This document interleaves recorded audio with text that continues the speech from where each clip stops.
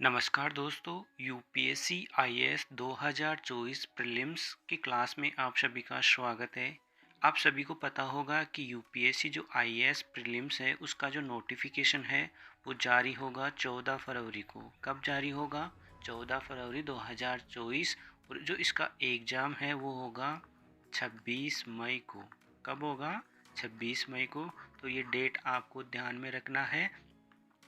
आज से हम एक नई शुरुआत कर रहे हैं जिसमें आपको आईएएस प्रीलिम्स 2024 से संबंधित जितने भी क्वेश्चन आपके पेपर में आने वाले हैं वो सभी करवाए जाएंगे। तो आपसे निवेदन है कि आप इस चैनल को जल्दी से जल्दी ज्वाइन कर लें, क्योंकि यहाँ पर आपको सब कुछ फ्री में करवाया जाएगा। क्वेश्चन की गारंटी है 80+। कितनी है? 80+ क्वेश्चनों की गारंटी है जो कि इस चैनल से आपको मिलने वाले हैं। क्वेश्चन नंबर 1 देखिए। निम्नलिखित में किसके संदर्भ में कभी कभी समाचारों में amber box, blue box, green box शब्द देखने को मिलते हैं? With reference to which of the following are the term amber box, blue box, green box sometimes seen in the news? तो सबसे पहले देखो यहाँ पर दे रखा है एम्बर बॉक्स, ब्लू बॉक्स और ग्रीन बॉक्स। ये है एक सब्सिडी। क्या है? सब्सिडी किसके द्वारा जारी की जाती है? तो ध्यान में रखना, डब्ल्यूटीओ के द्वारा। डब्ल्यूटीओ के द्वारा जो सब्सिडी दी जाती है उसका नाम है एम्बर बॉक्स, ब्लू बॉक्स और ग्रीन बॉक्स। अब डब्ल्यूटीओ जिसकी स्थापना कब हुई? 1 जनवरी 1995। कब हुई? 1 जनवरी 1995। इस डब्ल्यूटीओ में जो सदस्य देश हैं वो कितने हैं? तो ध्यान में रखना, देश हैं 164। क्या भारत इसका सदस्य है? तो जी हाँ, भारत भी इसका सदस्य है। ये आपको ध्यान में रखना है। डब्ल्यूटीओ का जो मुख्य उद्देश्य है वो है आर्थिक उदारीकरण। इसका जो उद्देश्य है वो है आर्थिक उदारीकरण। तो इसका आंसर हो जाएगा ए, डब्ल्यूटीओ। दूसरा देखो, इसमें फिर पूछा है आपको, इनके बारे में हम थोड़ा बहुत देख लेते हैं दोनों के बारे में। सार्क। सार्क का देखो फुल फॉर्म है south Asian association for regional corporation, जिसका हिंदी में नाम होता है दक्षिणी एशियाई क्षेत्रीय सहयोग संगठन। क्या नाम है? दक्षिणी एशियाई क्षेत्रीय सहयोग संगठन। इसके जो सदस्य देश हैं वो कितने हैं? तो ध्यान रखना, 8 हैं, जिसमें एक है इंडिया, अफगानिस्तान, बांग्लादेश, भूटान, मालदीव, नेपाल, पाकिस्तान और श्रीलंका। ये 8 देश हैं इसके अंदर। इसका जो हेड क्वार्टर है सार्क का वो है काठमांडू में। कहाँ पर है? काठमांडू, जो कि नेपाल में पड़ता है। सार्क की स्थापना हुई थी 8 दिसंबर 1985 को। कब हुई? 8 दिसंबर 1985 को इसकी स्थापना हुई थी। तीसरा देखिए, यहाँ पर आपको दे रखा है UNFCCC, जिसका नाम है United nation framework convention on climate change. इसकी फुल फॉर्म है। एक देखो, 1992 में क्या हुआ कि एक हुई थी अर्थ समिट। क्या हुई थी? अर्थ समिट, जिसका नाम है रियो सम्मेलन। क्या नाम है? रियो सम्मेलन इसका दूसरा नाम है, या बोला जा सकता है अर्थ समिट। इस अर्थ समिट में जब ये हुई तो ये लागू हुआ कब? 21 मार्च 1994 को ये लागू हुआ, जिसके बाद UNFCCC की स्थापना हुई। अब इस UNFCCC में जो देश हैं, देश देखिए कितने हैं? 198। क्या भारत इसका सदस्य है? तो बिल्कुल जी, भारत भी इसका सदस्य देश है। मोस्ट इम्पोर्टेंट, अभी हाल ही में UNFCCC का COP28 सम्मेलन हुआ है। कहाँ पर हुआ? दुबई में। कब से कब हुआ? तो ध्यान रखना, 30 नवंबर से 12 दिसंबर 2023 को ये इसका COP 28वां सम्मेलन हुआ है दुबई के अंदर। 30 नवंबर से 12 दिसंबर 2023, वेरी इंपॉर्टेंट है। देखिए नेक्स्ट क्वेश्चन। क्वेश्चन में आपको पूछा है कि निम्नलिखित में से किनको भारत सरकार के पूंजी बजट में शामिल किया जाता है। अब पूंजी बजट क्या होता है, देखो इस पूंजी बजट में शामिल किया जाता है जैसे भूमि, भवन, मशीनरी, उपकरण जैसी संपत्तियों के अधिग्रहण पर पूंजीगत व्यय शामिल के साथ ही केंद्र सरकार द्वारा राज्य और केंद्र शासित प्रदेशों, सरकारों, सरकारी कंपनियों, निगमों, अन्य पार्टियों को दिए गए शेयर, ऋण और अग्रिम निवेश शामिल है। आपको पहला ऑप्शन दे रखा है सड़कें, इमारतें, मशीनरी आदि जैसी परिसंपत्तियों के अधिग्रहण पर व्यय, तो बिल्कुल ये शामिल किया जाता है भारत सरकार के पूंजी बजट में। दूसरा है विदेशी सरकारों से प्राप्त ऋण, तो इसको भी शामिल किया जाता है। तीसरा दे रखा है राज्य और संघ शासित जो अनुदान, ऋण और अग्रिम दे रखा है, तो तीसरा भी शामिल होगा। तो आंसर क्या हो जाएगा, 1, 2 और 3। तो डी इसका आंसर हो जाएगा 1 और 2 और 3। नेक्स्ट क्वेश्चन देखिए, पूछा गया है आपको मरुस्थलीकरण को रोकने के लिए संयुक्त राष्ट्र अभिसमय का क्या महत्व है, ये आपको बताना है इसमें। ठीक है, तो देखो जो मरुस्थलीकरण के लड़ने के लिए आपको यहाँ पर ध्यान से देखना, समझना इसको। 14 अक्टूबर 1994 को एक सम्मेलन हुआ जिसका नाम था पेरिस सम्मेलन। क्या नाम था, पेरिस सम्मेलन। ये प्रभावी कब हुआ, तो ये प्रभावी हुआ था 26 दिसंबर 1996। इसके अंदर जो देश हैं वो कितने हैं, तो आपको ध्यान में रखना 197। ठीक है, देखो 193 सदस्य देश हैं वो तो किसके हैं, यूएन के, जबकि जो 4 सदस्य हैं इसमें ध्यान रखना, एक तो कुक आइसलैंड, ईयू, नीयू और फिलिस्तीन, ये 4 और देश इसके अंदर शामिल है। अब आपको क्वेश्चन में पूछा गया है कि इसका मतलब महत्व क्या है, ये आपको बताना है। एक, इसका उद्देश्य नवप्रवर्तनकारी राष्ट्रीय कार्यक्रम और समर्थक अंतर्राष्ट्रीय भागीदारियों के माध्यम से प्रभावकारी कार्यवाही को प्रोत्साहित करना है। दूसरा, ये विशेष या विशिष्ट रूप से दक्षिणी एशियाई एवं उत्तरी अफ्रीका के क्षेत्रों पर केंद्रित होता है तथा इसका सचिवालय इन क्षेत्रों को वित्तीय संस्थानों या संसाधनों के बड़े हिस्से का नियंत्रण सुलभ कराता है।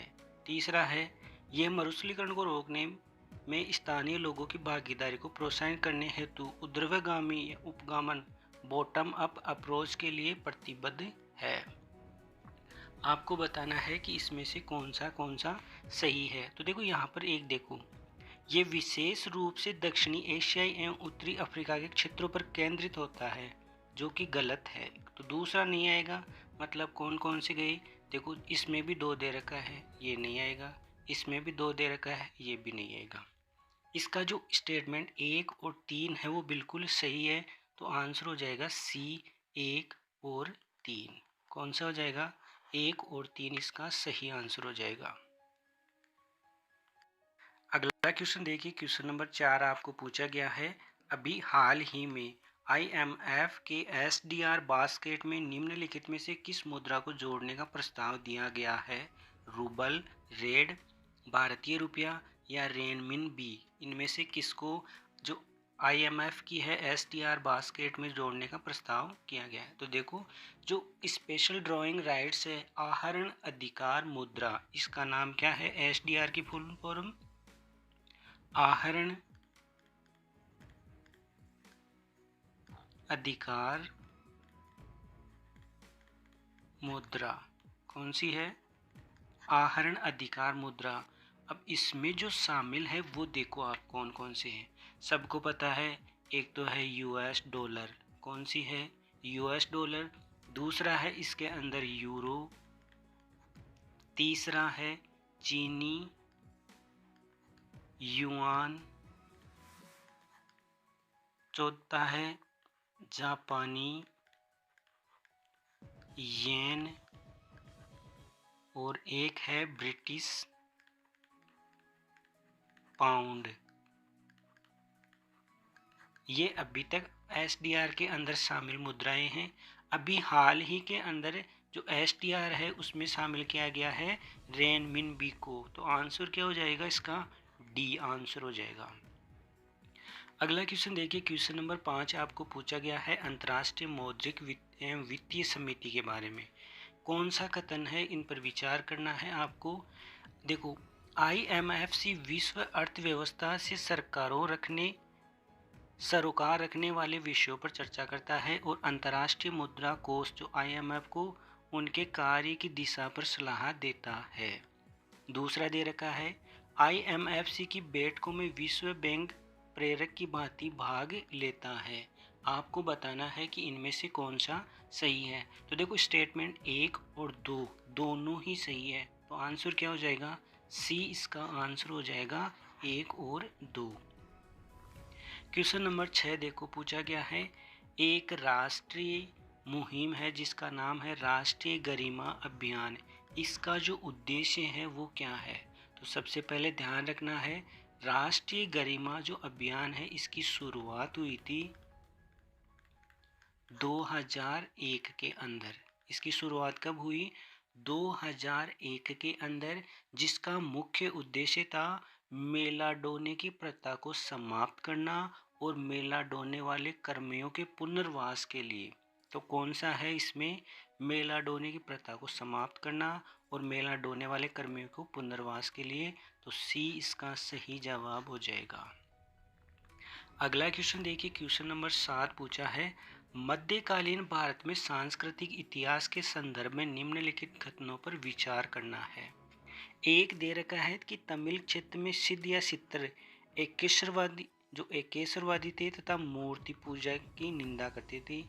दूसरा दे रखा है कन्नड़ क्षेत्र के लिंगायत पुनर्जन्म के सिद्धांत पर प्रश्न चिन्ह लगाते थे तथा जाति अधिक्रम को अस्वीकार करते थे। आपको बताना है कि इसमें से कौन सा एक सही है। देखो, यहाँ पर एक दे रखा है कौन सा? सितर। इसको ध्यान से समझो। ये क्या है कि समस्त सृष्टि की एकता पर विश्वास करते थे। इन्होंने प्रेम व सेवा दर्शन का प्रचार किया तथा मूर्ति पूजा की निंदा की। अब यहाँ पर आपको दे रखा है ये जो सीतर है, इनके जो गीतों की रचना है, क्या है? गीतों की रचना वो की गई है गोधुली भाषा में। कौन सी में? गोधुली भाषा के अंदर। ठीक है। इसी के साथ यहाँ आपको और भी ध्यान में रखना है जिसके बारे में, एक देखो, बासवाना है लिंगायत के संस्थापक है। जो लिंगायत है यहाँ पर, ये लिंगायत, इसके जो संस्थापक हैं उनका नाम है बासवाना। ये लिंगायत जो संप्रदाय है उसके संस्थापक है और जाति व्यवस्था की कठोर प्रथाओं के सख्त खिलाफ थे। कौन? ये बासवाना, जो कि 1106 से 68 के बीच में ब्राह्मण व कलचुरी शासक के दरबार मंत्री थे। ये किसके थे? ब्राह्मण व कलचुरी। ठीक है। अब जो इनके अनुयायियों को वीरशैव, क्या नाम है? वीरशैव। वीरशैव का अर्थ हुआ शिव के नायक। किसके नायक? वीरशैव का मतलब है शिव के नायक। और दूसरा है लिंगायक। लिंगायक जो कि है लिंग धारण करने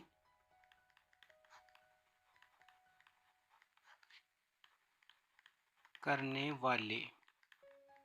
तो दो हो गए, वीरशैव जो शिव के नायक हैं, लिंगायक लिंग धारण करने वाले। आपको ध्यान में रखना, जो ये लिंगायक हैं ये पुनर्जन्म पर विश्वास नहीं करते। इनका मानना है कि अगर मान लो किसी मृत्यु हो जाती है इंसान की, तो वो भगवान के शिव के साथ जुड़ जाते हैं। किनका मानना है? लिंगायक का। इनका मानना है कि अगर किसी की मृत्यु हो जाती है तो मृत्यु होने पर भगवान शिव के साथ वो जुड़ जाते हैं। दो टर्म ऐसी हो रहे हैं जो आपको ध्यान में रखनी है। एक होता है अलवार, बहुत बार पूछा गया है। क्या आएगा? अलवार होते हैं विष्णु भक्त। एक होता है नयनार, इसका अर्थ होता है शिव भक्त। ये दोनों ही इम्पोर्टेंट है, ध्यान में रखना। तो जो इसका स्टेटमेंट 1 और 2 दोनों ही करेक्ट हैं, तो आंसर हो जाएगा इसका सी, इसका आंसर हो जाएगा। अगला क्वेश्चन देखिए, क्वेश्चन नंबर 8 पूछा है। अभी हाल ही में समाचारों में आपको एक पद देखने को मिला है जिसका नाम है इम्पोर्ट कवर। इसका जो मेन टर्म है उसका उद्देश्य क्या है, या इसका वर्णन कौन सा इनमें से एक करता है। तो देखो, जो इम्पोर्ट कवर होता है वो होता है, यह उन महीनों की संख्या बताता है जितने महीनों के आयात का भुगतान देश के अंतर्राष्ट्रीय रिजर्व द्वारा किया जा सकता है। तो कौन सा आ जाएगा, डी इसका आंसर हो जाएगा। नेक्स्ट क्वेश्चन देखिए, क्वेश्चन नंबर 9 आपको पूछा गया है। इस क्वेश्चन में आपको पूछा गया है कि कभी कभी समाचारों में उल्लेखित समुदाय, कम्युनिटी है ना, किसके मामले में है, कौन सा देश है, ये आपको बताना है। देखो, पहला क्या दे रखा है, कुर्द दे रखा है आपको। ये कुर्द जनजाति किस देश से संबंधित है, बांग्लादेश। यहाँ पर आपको दे रखा है, तो कौन सा आएगा, बांग्लादेश नहीं आएगा, बल्कि यहाँ पर आएगा तुर्की, सीरिया और ईरान। तो एक तो आएगा नहीं। दूसरा देखो, मधेसी जो जनजाति है वो नेपाल से बिलोंग करती है, रोहिंग्या है वो म्यांमार से बिलोंग करती है। तो 2 और 3 सही है, ऑप्शन कौन सा हो जाएगा, सी। एक आपको ध्यान रखना है, कुर्द जनजाति है वो तुर्की, सीरिया और ईरान के देश से बिलोंग करती है। नेक्स्ट क्वेश्चन देखिए, यहाँ पर आपको पूछा गया है रासायनिक आयुष निषेध संगठन, ठीक है, इसके संदर्भ में निम्नलिखित कथनों पर विचार करना है और कथनों में से कौन सा एक सही है यह आपको बताना है। पहला स्टेटमेंट देखो, यह यूरोपीय संघ का एक संगठन है जिसका नाटो तथा WHO से कार्यकारी संबंध है। तो बिल्कुल गलत है, क्योंकि ये नाटो और WHO की नहीं बल्कि UNO की संस्था है। क्या है, UNO की एक संस्था है। दूसरा स्टेटमेंट देखिए, यह नए शस्त्रों के प्रादुर्भाव को रोकने के लिए रासायनिक उद्योग का अन्वेषण करता है। तो बिल्कुल सही है जी, करता है। तीसरा दे रखा है, यह राज्य जो पार्टी यानी कि जो इसके सदस्य देश हैं को रासायनिक आयुध के खतरे के विरुद्ध सहायता व संरक्षण प्रदान करता है। बिल्कुल करता है। तो आंसर क्या हो जाएगा, 2 और 3। तो आंसर आ जाएगा बी, इसका सही जवाब है। अब यहाँ पर देखिए, आपको पूछा क्या गया है, OPCW इसकी स्थापना कब हुई। तो ध्यान रखना, 29 अप्रैल 1997 की इसकी स्थापना हुई। इसके जो सदस्य देश हैं वो कितने हैं, तो ध्यान में रखना है 193 सदस्य इसके देश हैं। क्या भारत इसका सदस्य है, तो जी हाँ, भारत इसका सदस्य है। ये भी आपको ध्यान में रखना। ओके दोस्तों, आज के लिए इतना ही, मिलते हैं नेक्स्ट क्लास में।